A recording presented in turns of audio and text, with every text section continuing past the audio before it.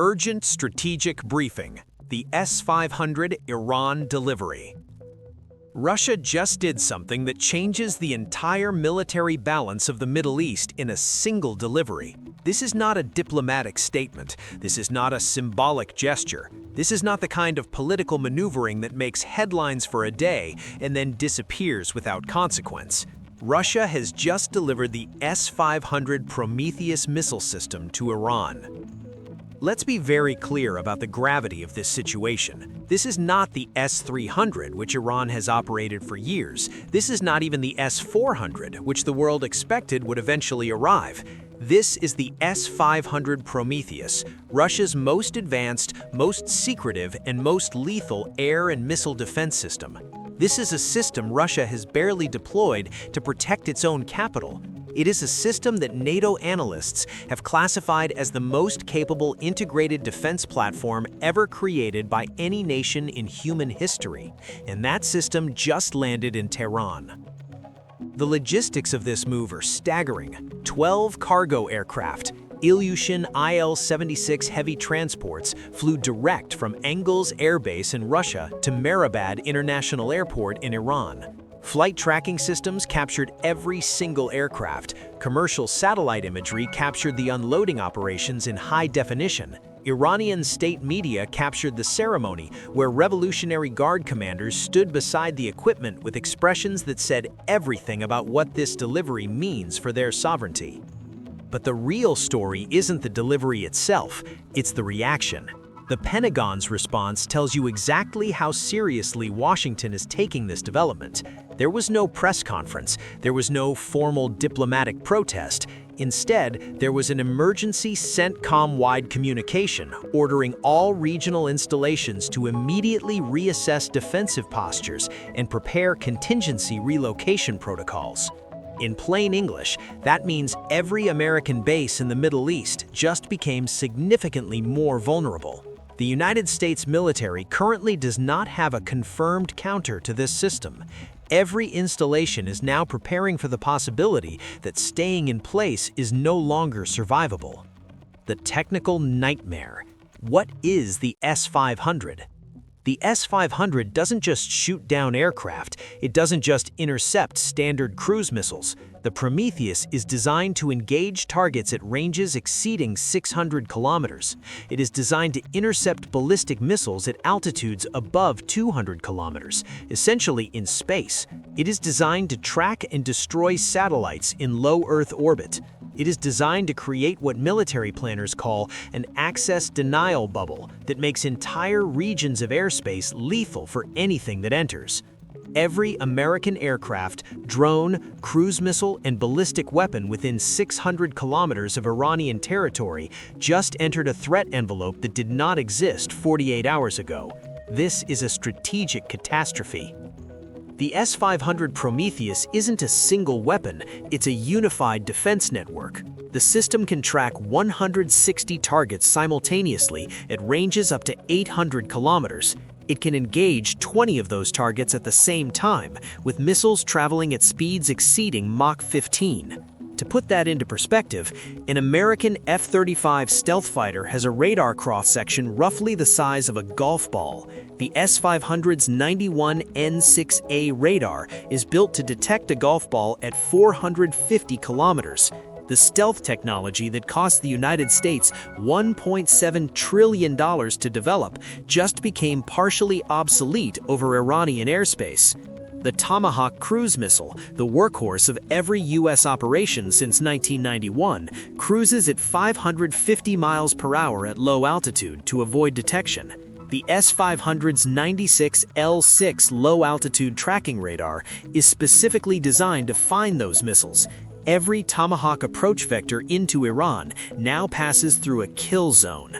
Even the B-52 bombers, launching standoff missiles from what was considered a safe distance, now operate within the S-500's maximum engagement range. The end of first strike capability. But here's the part that changes the game entirely. The S-500 can intercept intermediate-range ballistic missiles traveling at Mach 10 or higher during their terminal descent. This is the capability that was supposed to remain exclusively American and Israeli. This is the capability that justified $50 billion in missile defense. Now, Iran has it. If the United States launches a ballistic strike against Iranian nuclear facilities, the S-500 can engage. If Israel launches its nuclear-capable Jericho-3 missiles, the S-500 can attempt interception. The defensive gap that made Iran vulnerable to a first strike has officially closed. And Russia didn't just send the hardware, they sent the men. Intelligence reports indicate that approximately 300 Russian technical specialists arrived with the system. These are not advisors who will train Iranians and then go home. These are operators. Russian soldiers will be the ones pressing the buttons that fire interceptors at American aircraft. This creates a tripwire. If you attack the S-500 batteries, you are attacking Russian military personnel. If you destroy the radar arrays, you are killing Russian soldiers. The escalation implications now include a direct confrontation with a nuclear-armed Russia. The sea and the sky. Bastion-P in Kinzhal. As significant as the S-500 is, it wasn't the only thing on those cargo planes.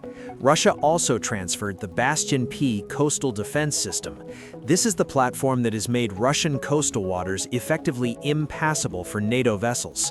It is armed with P-800 Onyx missiles, traveling at Mach 2.5 at sea-skimming altitudes.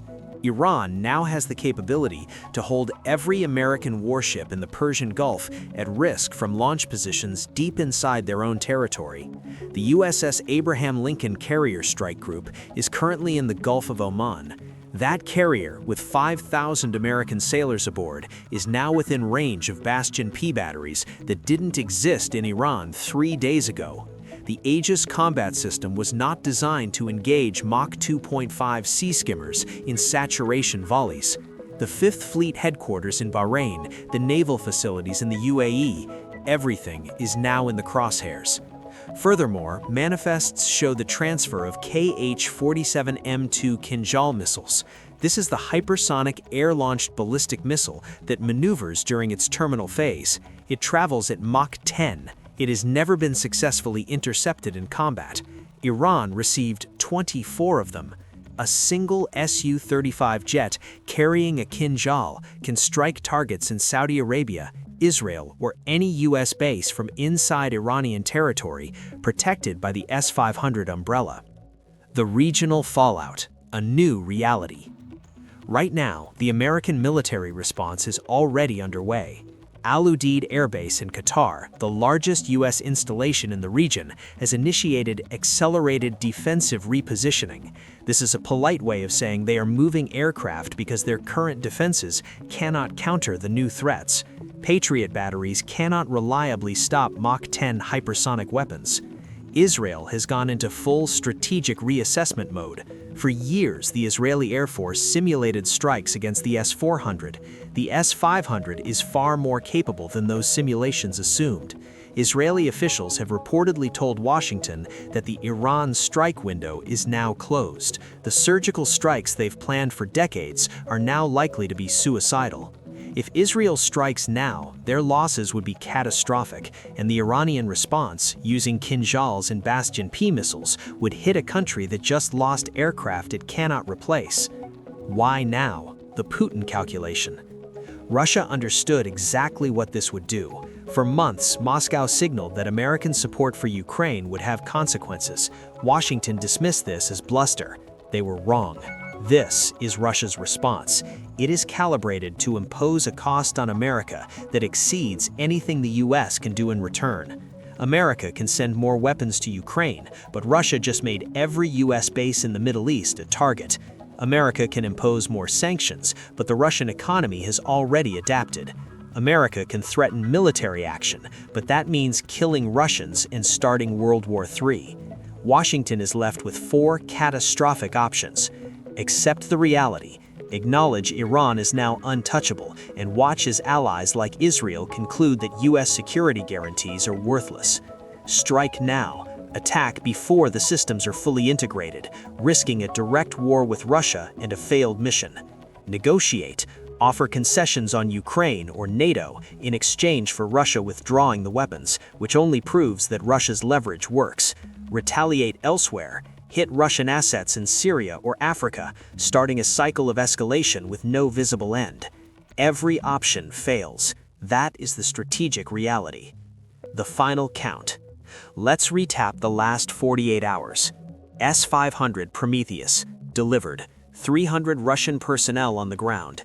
Airspace closed. Bastion-P, delivered. Every ship in the Persian Gulf is in the kill zone. Kinzhal hypersonics, 24 units delivered. Unstoppable strike capability. US bases in retreat and repositioning mode. Israel, strike window officially closed.